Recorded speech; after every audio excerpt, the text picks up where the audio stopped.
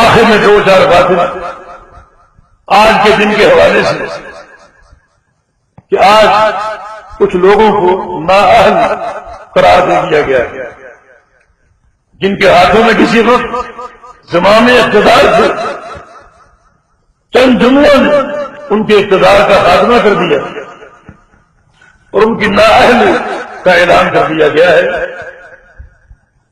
الحمدللہ کہ ہم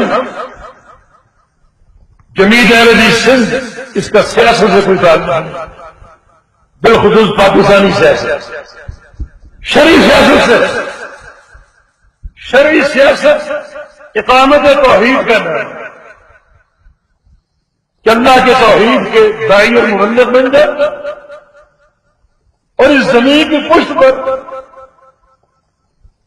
کسی اور کا اقتدار نہیں، اپنے خالق اور مالک کا اقتدار قائم کرو۔ یہ ہماری سیاست کا محور ہے۔ قولوا لا الہ الا اللہ۔ ہمارے بہت سے احباب، بہت سے بزرگ، خاص طور پہ پنجاب سے ان کا تعلق، وہ اس شخص کے ہم نوالا، ہم پیانہ تھے اور اس سے تعلق جوڑنے میں بڑا فخر محسوس کرتے تھے۔ ان کے اجتماع فکری ہے ایک ایسا شخص جو 8 سال بیت اللہ کے پڑوس میں رہا اور پاکستان آتے ہی اپنی سرگرمی کا آغاز داتا دربار سے کیا اور آج وہ ایک کٹہرے میں کھڑا ہے جہاں نااہلی کی تلوار اس کے سر پہ لٹک رہی ہے۔ اب اس دوستی کے بارے میں سوچا جائے سنجیدگی سے۔ ہمارا مشورہ یہ ہے کہ زمین کی پشت پر جب بھی توحید کا، سنت کا، اسلام کا انقلاب بپا ہوگا وہ ایک ہی جماعت کے لیے ہوگا جس جماعت کی نشانی اللہ پاک نے خود بیان کی۔ اللہ پاک فرماتا ہے یا ایھا الذین آمنوا من یرتد منکم عن دینہ فسوف یأتی اللہ بقوم یحبهم ویحبونہ۔ اے ایمان والو، اگر تم اس دین سے مرتد ہو جاؤ سارے کے ساتھ، اپنے آپ کو پہچانو، مرتد ہو جاؤ، کافر ہو جاؤ اور میرے دین کو چھوڑ دو، ساری دنیا بھاری ہو جائے تو میں پھر بھی اسلام کو دوبارہ قائم کرنے پر قادر ہوں۔ وہ کیسے؟ بقوم، ایک جماعت کے ذریعے۔ یہ کام سب کا نہیں، اگر یہ کام سب کا ہوتا تو کسرا اور کیسر کو رسول بنا دیا جائے، دنیا کے سونے اور چاندی کے مالک، طاقتوں کے مالک۔ اللہ نے ایک کمزور ہستی کا انتخاب کیوں کیا؟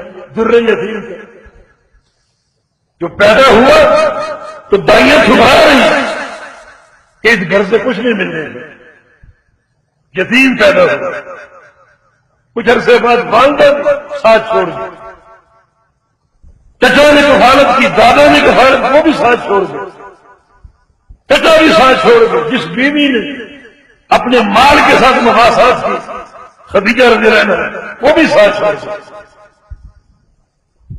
کیوں انتخاب کیا؟ کیونکہ اس کا دل پوری کائنات میں سب سے زیادہ صاف ستھرا تھا۔ ابن مسعود فرماتے ہیں کہ ان اللہ نظر الى قلوب العباد فوجد قلب محمد من خیر قلوب العباد فاصطفاه لرسالته۔ جب نبی علیہ السلام کی بعثت کا وقت آیا تو اللہ تعالیٰ نے بندوں کے دلوں کو دیکھا تو اللہ نے کیا پایا کہ محمد صلی اللہ علیہ وسلم کا دل پوری کائنات میں سب سے نفیس، سب سے ستھرا، سب سے پاکیزہ، روشن، مجلہ اور مصفا ہے۔ تو اللہ نے اس شخصیت کو باوجود ظاہری کمزوری کے چن لیا، اپنی رسالت کے۔ اس شخص کے سر سے نبوت کا تاج سجا دیا۔ ثم نظر الى قلوب العباد، پھر بندوں کے دلوں میں جھانکا، فوجد قلوب اصحابہ من خیر قلوب العباد فاصطفاهم لصحبة نبیہ صلی اللہ علیہ وسلم۔ اللہ نے کیا دیکھا، کیا پایا؟ جو نبی کے صحابہ ہیں ان کے دل سب سے پاکیزہ ہے، ابو بکر، عمر، عثمان، علی، عبد الرحمن بن عوف، ابو عبیدہ بن جراح، ان کے دل سب سے پاکیزہ ہے۔ تو اللہ نے ان نفوس قدسیہ کو اپنے نبی کی صحبت کے لیے، تو یہاں دل کی پاکیزگی چاہیے، یہ ظاہری طاقت نہیں، تقویٰ چاہیے۔ متقی لوگ ہی اسلام کی نشر ثانیہ کا باعث بنتے ہیں۔ تو اللہ فرما رہا ہے کہ اگر تم سارے مرتد ہو جاؤ، ہم دوبارہ دین کو قائم کرنے پر قادر ہیں، لیکن کیسے؟ ایک جماعت کے ذریعے۔ اس جماعت کی خوبی کیا ہے؟ یحبہم ویحبونہ، اللہ کو اس جماعت سے محبت ہوگی اور اس جماعت کو اللہ سے محبت ہوگی۔ یعنی غلبہ دین کا محور جو نقطہ ہے وہ خالق کائنات کی محبت۔ یہ کام وہ لوگ کر سکیں گے جن کو اللہ سے محبت ہے اور اللہ کو ان سے محبت ہے۔ اور دین اسلام میں اللہ تعالیٰ کی محبت کی ایک ہی بنیاد ہے، قل ان کنتم تحبون اللہ فاتبعونی، میرے حبیب کہہ دو اگر اللہ کی محبت چاہتے ہو تو اس کا ایک ہی طریقہ اور ایک ہی راستہ ہے کہ میری اتباع، کتاب و سنت کی اتباع، وحی کی پیروی، اللہ کے حبیب کی اتباع، یہ ثمرہ ہے بحمد اللہ ثم بحمد اللہ جماعت اہل حدیث۔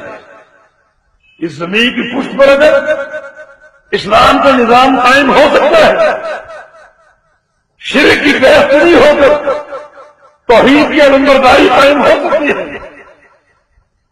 بدعت کی بہتری ہو کر سنت کی اقامت حاصل ہو سکتی ہے، تو وہ اس جماعت کے ذریعے ممکن ہے جن کے پاس توحید کا فہم اور سنت کی اتباع ہے، اور وہ بھی الحمدللہ اہل الحدیث ہیں اور کوئی نہیں۔ تو پھر یہی جماعت اس اصلاح کا کام کر سکتی۔ دوسرے مقام پر فرمایا والذی یمسکون بالکتاب واقاموا الصلاۃ انا لا نضيع اجر المصلحین، دو خوبیاں جنہوں نے کتاب و سنت کو تھام لیا اور نمازیں سیدھی کری، سنت کے مطابق ادا کریں، یہ لوگ مصلحین ہیں، دنیا میں اصلاح کا کام کرنے والے۔ دو ان کی نشانیاں ہیں، دو ان کی علامتیں ہیں، ایک کتاب و سنت کو تھامنے والے، دوسرا ان کی نمازیں جو ہیں وہ باپ دادا کے طریقے سے نہیں ہوں گی، قوم برادری کے طریقے سے نہیں ہوں گی، بلکہ وہ مطابق ہوں گی عین محمد الرسول صلی اللہ علیہ وسلم کے طریقے سے۔ باپ دادا کی نماز قابل قبول نہیں ہے، قوم برادری کی نماز قابل قبول نہیں ہے۔ اس زمین پر اللہ کی حجت نہ کسی کا باپ ہے نہ کسی کا دادا ہے، اللہ کی حجت اللہ کے انبیاء ہے اور ہماری حجت محمد رسول اللہ صلی اللہ علیہ وسلم۔ ہماری نمازیں اللہ کے حبیب کی نمازوں کے مطابق، اور جو جماعت اس وصف کو پیدا کر لے وہ مصلحین کی جماعت ہے، اصلاح کرنے والی، شرک کو دھو کر توحید قائم کرنے والی، بدعت کی بہتری کر کے سنت کی علمبرداری کرنے والی۔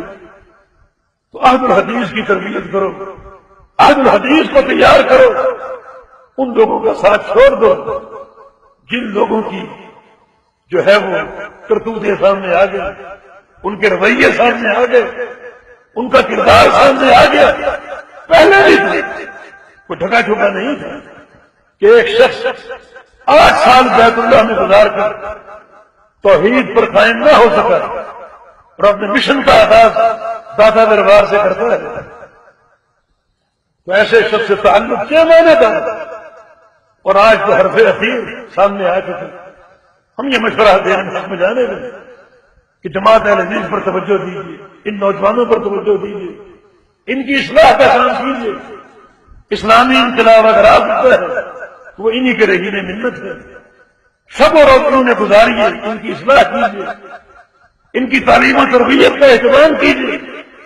یہ ایک امانت آپ کو سونپی گئی ہے، اس امانت کا حق ادا کیجیے اور ساتھ ساتھ دعائیں کرے کہ اللہ رب العزت اس ملک کی حفاظت کرے. یا اللہ یہ ملک جو لا الہ الا اللہ کی بنیاد پر حاصل ہو اس کی حفاظت فرما. یا اللہ یہ ملک اس کو اسلام کا توحید کر، اپنے پیارے حبیب کی سنت اور محبت کر گہوارہ بنا دے. یا اللہ اس کو حاسدین کے حسد سے بچا، معاندین کی شرارتوں سے بچا، اس کے چپے چپے کی حفاظت فرما، اس کی اصلاح کی توفیق عطا فرما دے. یہ ہماری عزت کا ایک مکان ہے اور ہماری نیک نامی کا ایک مکان ہے.